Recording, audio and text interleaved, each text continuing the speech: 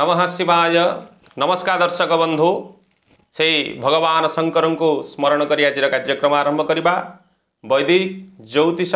शास्त्र दर्शन कार्यक्रम। यह कार्यक्रम आज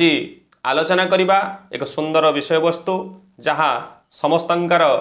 आग्रह अच्छी जानापी एवं अनेक लोक किसी जानी ना से विषय जानापी सेमानंकर इच्छा अच्छी एवं सेमानंकर अनुरोध क्रमे भिडटी को आज आपण मान सम्मुखें उपस्थापन करुँची।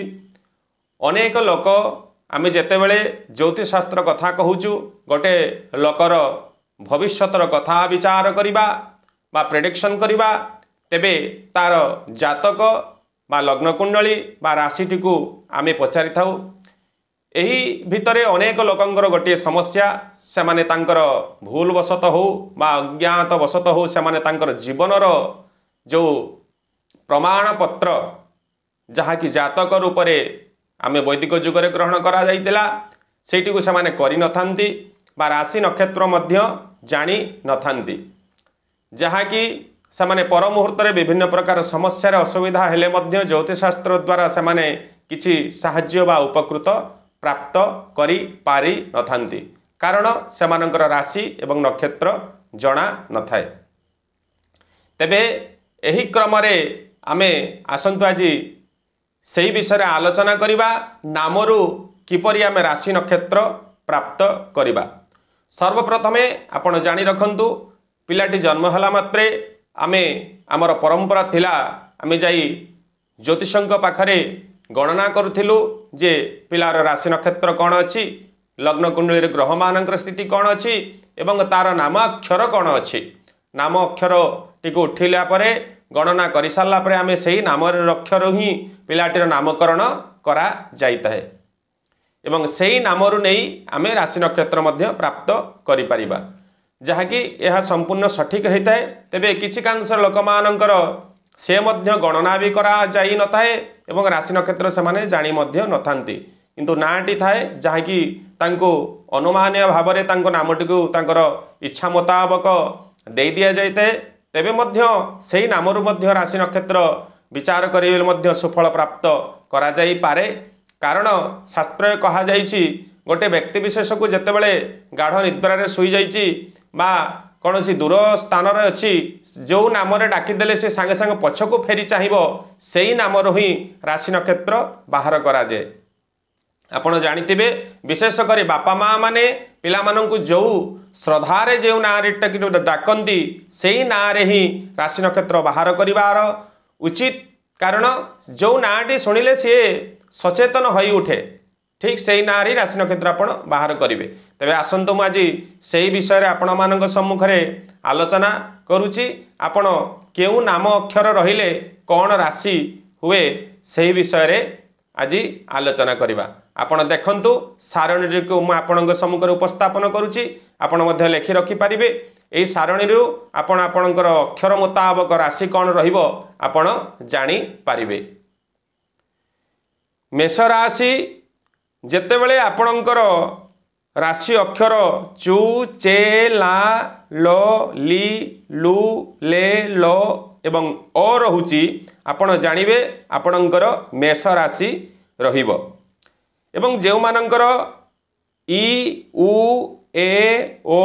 बा बी बु बे बो रहिबो से माने जानिबे सेमानंकर वृष राशि रहुची तांकर रहिबो वृष राशि एवं जेउ मानकर का की कु घ उ छ के क हा एही अक्षर जो मानकर नाम रे रहिची प्रथम रे से माने जानिबे सेमानंकर मिथुन राशि एवं ही हु हे हो डा डी डू डे ड एही प्रकार नामाक्षर जो मानकर प्रथम रे अछि से माने जानिबे से माने होचंती कर्कट राशि एवं मा मी मु मे म स टी टू टे एही अक्षर थिले आपण जानिबे आपणकर होची सिंह राशि एवं जो मानकर ट पा पी पू स ण ठ पे प रहुची नामाक्षर प्रथम से माने जानिबे तांकर कन्या राशि एवं जो मानकर रा री रु रे रो ता ती तु ते रहुची प्रथम नामाक्षर सेमानंकर तुला राशि एवं जो मानंकर त ना नी नु ने न जा जी जू रहुची सेमानंकर जानिबे बिछा राशि एवं जो मानंकर जे जो भा भी भू धा फा दा भे रहुची सेमाने जानिबे जो मानकर नामाक्षर प्रथम रहितिबो सेमाने सेमानंकर धनुराशि बोली विचार करिवे एवं जो मानकर भ जा जी खी खु खे ख गा गी रहुची प्रथम नामाक्षर सेमानंकर मकर राशि जो मानंकर गु गे ग सा सी सु से सो दा जो मानंकर नामाक्षर रहुची प्रथम सेमाने कुंभ राशि जानिबे जो मानंकर दी दु थ झ न्य दे दी ग ची नामाक्षर प्रथम नामाक्षर रहुची सेमाने मीन राशि बोली जानिबे। एही क्रम रे आपण आपणकर नाम अक्षर प्रथम रु ही आपणकर जानी पारिबे आपणकर राशि कौन एवं आपण से राशि अनुसार आपणकर रत्न धारण आपणकर घात बार घात चंद्र घात नक्षत्र ये सब मध्य आपण जानी पारिबे एवं वैदिक कर्मकांड गृह प्रतिष्ठा गृह प्रवाह गृह प्रवेश इत्यादि कर्म रे मध्य आपण एही राशि को नहीं विचार करि पारिबे एवं दैनिक राशि फल मध्य आपणकर एही राशि को नहीं आपण आपणकर राशि विचार करी से राशिर फल आपण मध्य शुणी पारिबे बा शुभाशुभ जानी पारिबे अनेक एपड़ी आपण उपकृत हेई पारिबे जो मानंकर जातक नाही बा जातक करा जाई नाही बा से माने जानी नाहंती निजर राशि एही